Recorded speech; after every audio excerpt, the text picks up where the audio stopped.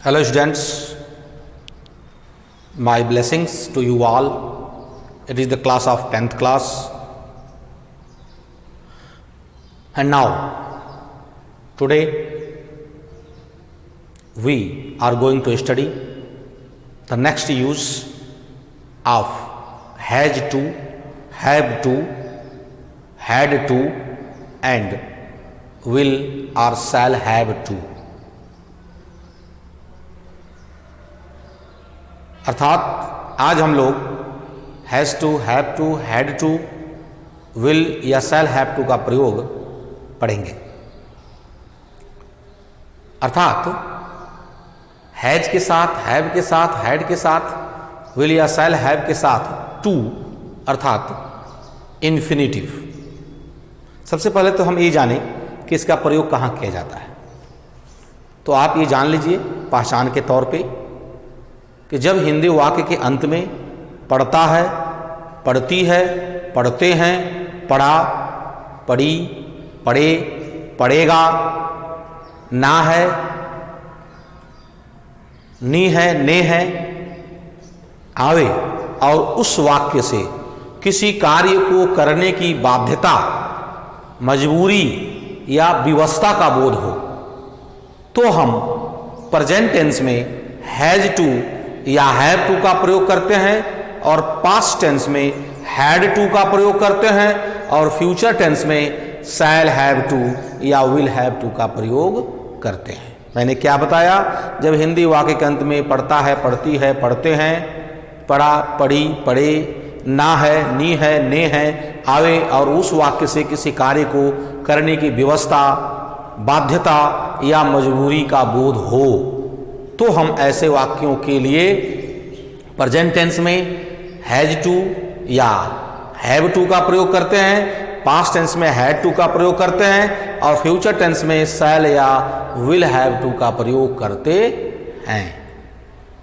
ऐसे वाक्य आपको दिए जाएंगे। मैंने ब्लैक बोर्ड पे कुछ एग्जाम्पल्स लिखे हैं। प्रिय विद्यार्थियों, ये बहुत ही आपको छोटा लगेगा लेकिन भविष्य में जब आप आगे पढ़ेंगे तो तब आपको इसका वैल्यू समझ में आएगा, तब आपको इसका इम्पोर्टेंस समझ में आएगा।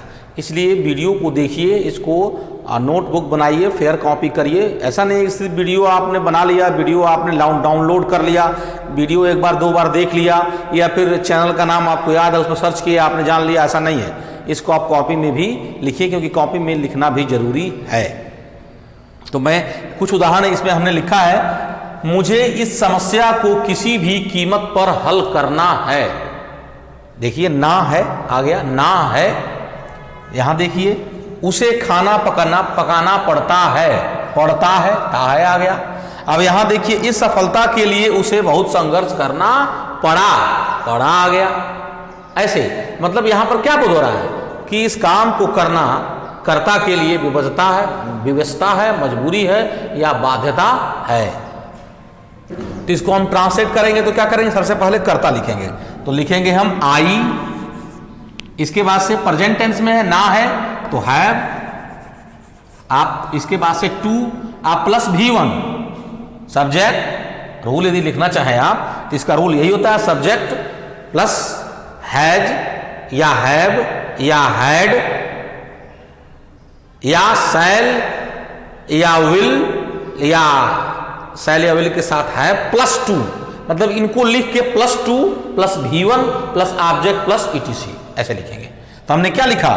सब्जेक्ट हैज या हैव या हैड या शैल हैव या विल हैव में से एक लिखा और प्लस टू जरूरत के अनुसार। अब प्लस क्रिया का फर्स्ट फॉर्म, तो इसमें क्रिया क्या है? करना, हल करना है, सॉल्व, SOLVE, सॉल्व।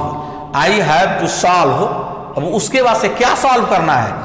इस समस्या को, यानी सॉल्व का ऑब्जेक्ट क्या है? इस समस्या, दिस प्रॉब्लम, दिस प्रॉब्लम। अब उसके बाद से क्या बच रहा है? किसी भी कीमत पर, एट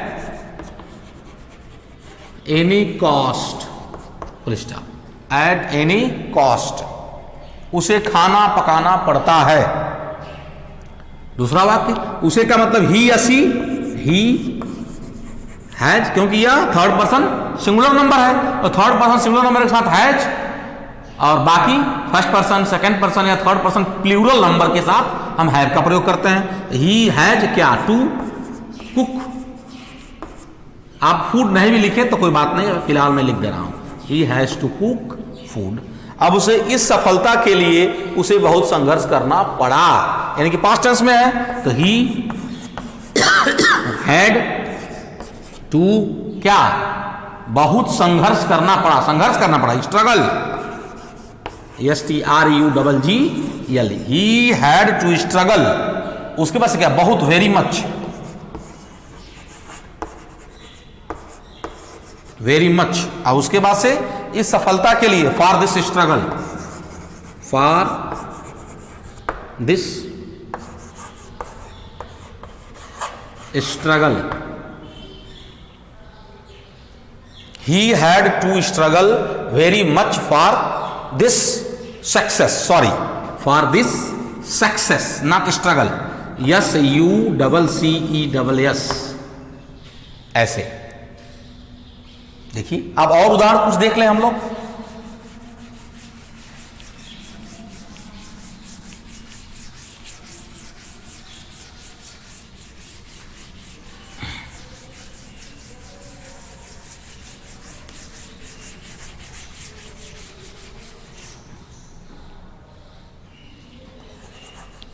आपको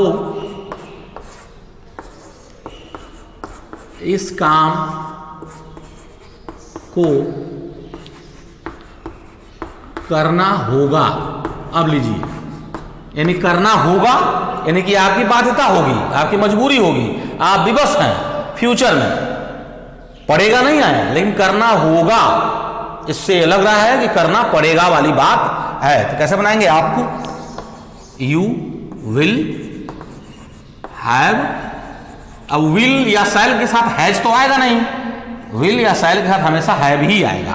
have to do this work, you will have to do this work. एक आध उदाहरण आप और भी ले सकते हैं। उन लोगों को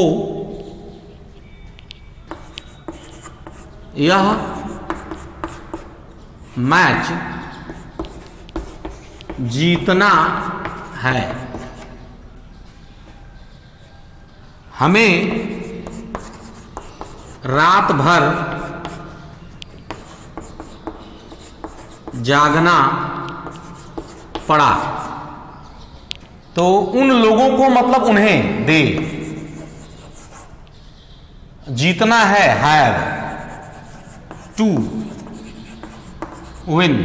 अब यह match, this match, this match, हमें रात भर जागना पड़ा। तो वी हैड, पास्ट में है, वी हैड टू वेक, जागना पड़ा, रात भर, थ्रू आउट द नाइट या in the whole night, THROUGHOUT, throughout the night,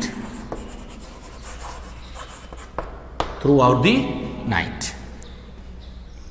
ऐसे और भी एग्जाम्पल्स आप अपने किताब में, कॉपी में देख सकते हैं, लिख सकते हैं, पढ़ सकते हैं। जैसे आप लोगों को इस विषय पर एक निबंध लिखना है, तो आप लोगों को लिखना है, यू हैव टू राइट, क्या लिखना है, an essay, you have to write an essay इस विषय पर, ऑन दिस टॉपिक।